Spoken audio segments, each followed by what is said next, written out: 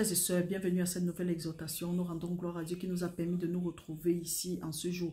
Nous le remercions infiniment pour sa grâce, sa miséricorde et sa compassion envers nous et nos différents membres de famille.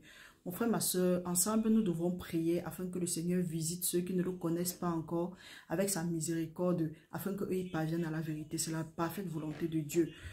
Bien, aujourd'hui, avec l'aide du Saint-Esprit et à la lumière des Écritures, nous allons aborder un sujet qui est très nécessaire, très important, nous dirons même, pour nous, pour pouvoir voir notre délivrance être un succès. Donc, mon frère, ma soeur, nous allons aborder ce sujet et je vous en prie, laissons-nous conduire par le Saint-Esprit et je prie que le Saint-Esprit prépare les cœurs afin que nous recevons cette parole.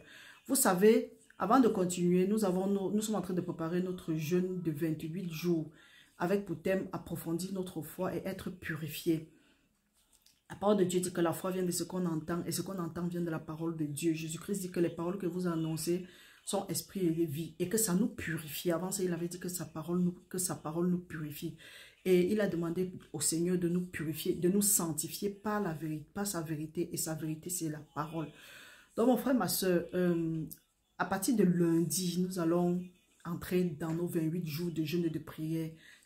Peut-être le nombre de jours peut t'effrayer, mais ne te laisse pas effrayer. Fais comme tu es conduit par le Saint-Esprit. Invite d'autres gens. Prenez part au jeûne. Nous ne faisons pas ça dans un groupe. Pour ceux qui demandent quel est le groupe, comment s'inscrire. Non, nous n'avons pas de groupe. Nous le faisons sur le site. Donc, vous avez la possibilité de suivre ça en diffusé n'importe quoi. En tout cas, à tout moment. Et comme nous avons dit, il y aura des moments de prière, de méditation, d'exhortation, de bavardage et autres. Nous prions seulement que le Seigneur nous aide et il va nous aider parce qu'il a dit demandez et vous allez recevoir. Bien, et une chose encore, je continue à dire merci. Nous continuons à dire merci à tous ceux-là qui apportent leur soutien, qui nous apportent leur soutien moral, à ceux-là qui apportent plutôt le découragement. Ce n'est pas un problème, nous ne sommes pas là pour vous. Nous sommes déjà reconnaissants parce que Dieu dit dans sa parole qu'il cherche seulement une seule âme. Donc, si une seule âme est sauvée, c'est vraiment bien. Et nous prions que pour ceux qui sont en train d'obtenir leur délivrance, que votre délivrance soit permanente dans le nom du Seigneur Jésus-Christ. Je ne vais pas cesser de le dire. Continuez s'il vous plaît à appuyer le bouton j'aime et que le Seigneur vous bénisse, qu'il se souvienne de votre œuvre dans son royaume. Mon frère, ma soeur, comme nous avons dit, il y a certaines choses parfois que quand nous ne connaissons pas, la parole de Dieu nous dit dans Osée 4, 6.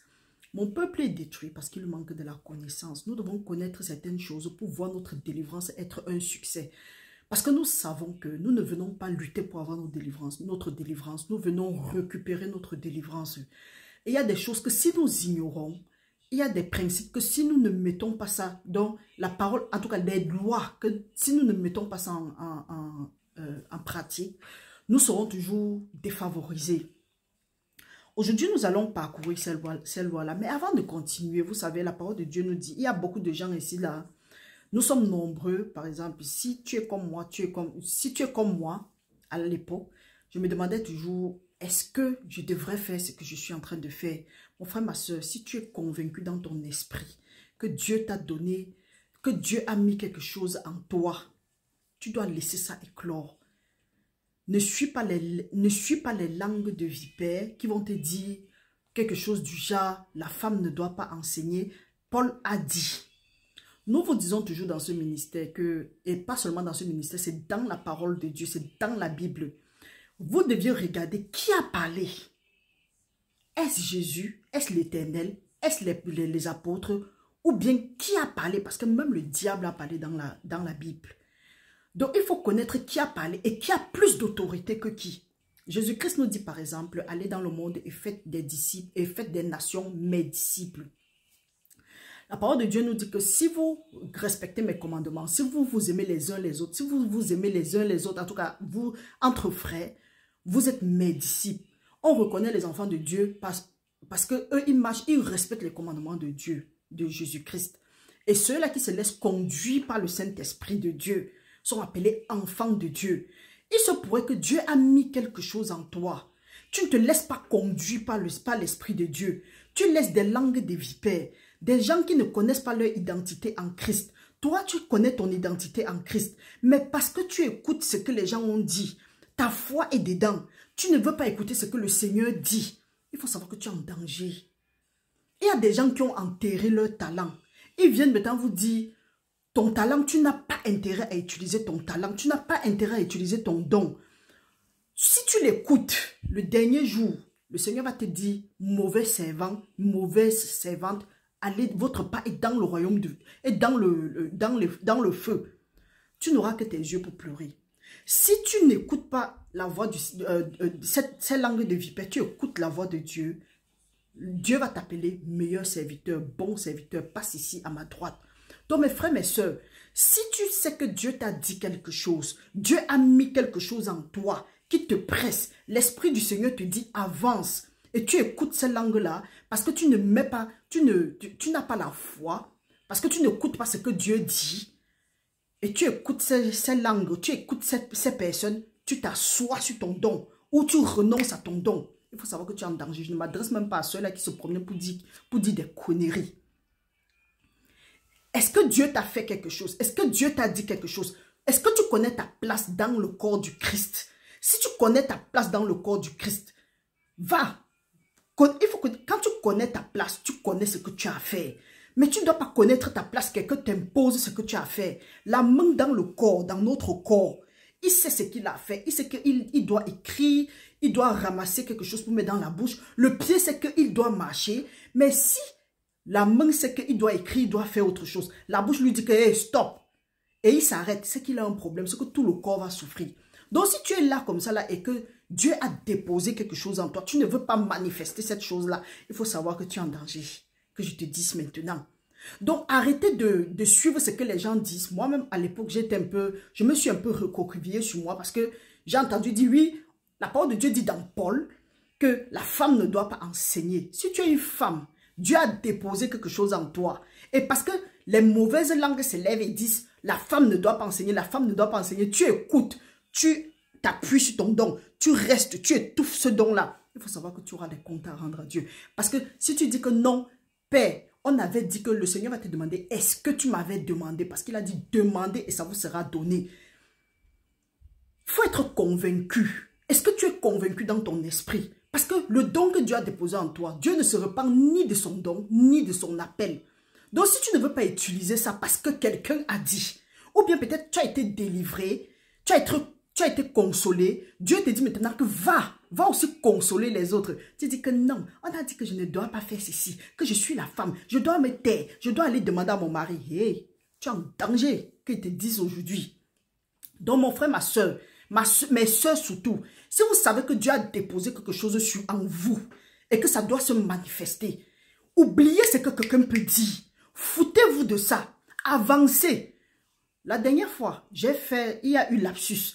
J'ai dit que le désordre est personnel ou bien je ne sais pas de quoi. Il faut savoir, le désordre est collectif, mais le salut est personnel.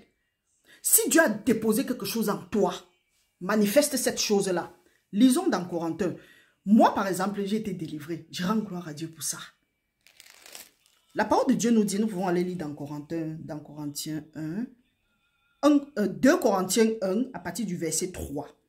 La parole de Dieu dit, béni soit Dieu, le Père de notre Seigneur Jésus-Christ, le Père des miséricordes, le Dieu de toute consolation, qui nous console dans toutes nos afflictions, afin que par la consolation dont nous sommes l'objet de la part de Dieu, nous puissions consoler ceux qui se trouvent dans quelques afflictions.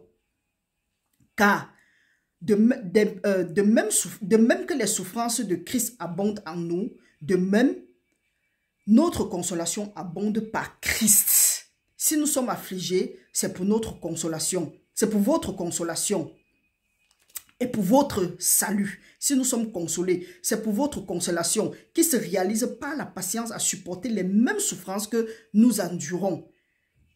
Vous avez compris, non? Donc, si tu as été consolé, c'est pour aller consoler les autres personnes. Ce n'est pas pour rien que certains gens ont été consolés délivrés. Ils sont partis s'asseoir parce que quelqu'un leur a dit que non, vous ne devez pas faire ça, vous ne devez pas faire ça. Ou bien on attend d'être libéré, d'être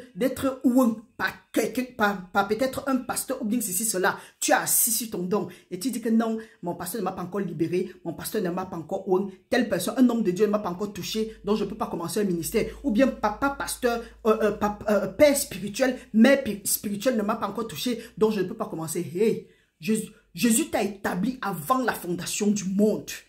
Jésus nous a établis avant la fondation du monde. Donc si dans le corps du Christ, tu connais ta place. Le problème c'est qu'on ignore souvent notre identité. Et cette langue de vipère qui se promène, ils disent que la femme ne doit pas enseigner. C'est parce qu'eux-mêmes, ils ne connaissent pas leur identité dans le Christ. Ce qui fait qu'eux, ils voltillent à tout vent de doctrine. Ils comprennent ici, se promènent, ils veulent déstabiliser. Vous pensez que si spirituellement, vous ne m'avez pas atteint, vous n'avez pas atteint d'autres personnes comme moi là.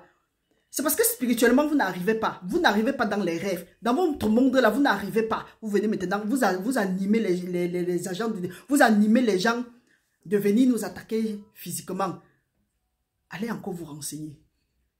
Allez encore vous renseigner. Donc je suis ici pour encourager quelqu'un. Peut-être Dieu a déposé quelque chose en toi. Tu devais démarrer ton ministère depuis. Il y a des gens, je ne sais où, qui sont là, ils n'attendent que toi pour être guéri, pour être délivré. Mais tu es assis sur ton don, assise sur ton don. Tu dis que, oui, Dieu a dit que je ne dois pas, que moi je suis une femme, je ne dois pas prêcher, je ne dois pas enseigner la parole. L'anglophone demande que c'est où qui a dit.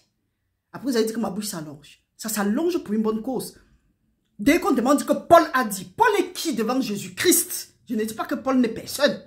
Paul, devant Jésus-Christ, est qui? Il n'est qu'un chinda. Donc, ma soeur, Dieu a déposé quelque chose en toi. Fonce. Travaille à ton salut avec tremblement et crainte. Si tu ne le fais pas, le diable va abuser de toi. On va passer le temps à vous dire que la femme ne doit pas faire telle chose. Pourquoi la femme ne doit pas faire telle chose? Nous sommes le corps du Christ. Nous faisons partie du corps du Christ. Donc, si tu es une femme et que tu es seulement la bouche, tu as trouvé que ta place dans le corps du Christ, c'est la bouche. Le Saint-Esprit te convainc que c'est la bouche. On va te dire, t'es parce que tu es une femme. Hey! Quand tu connais même ton identité, on ne t'ébranle pas. Quand tu connais qui tu es en Christ, on ne t'ébranle pas. Il faut beaucoup pour t'ébranler. Quand Dieu a dit, le monde des ténèbres peut même, ils peuvent même se déchaîner. Tu es tranquille. Pourquoi? Parce que quand Dieu dit la chose, ça doit s'accomplir.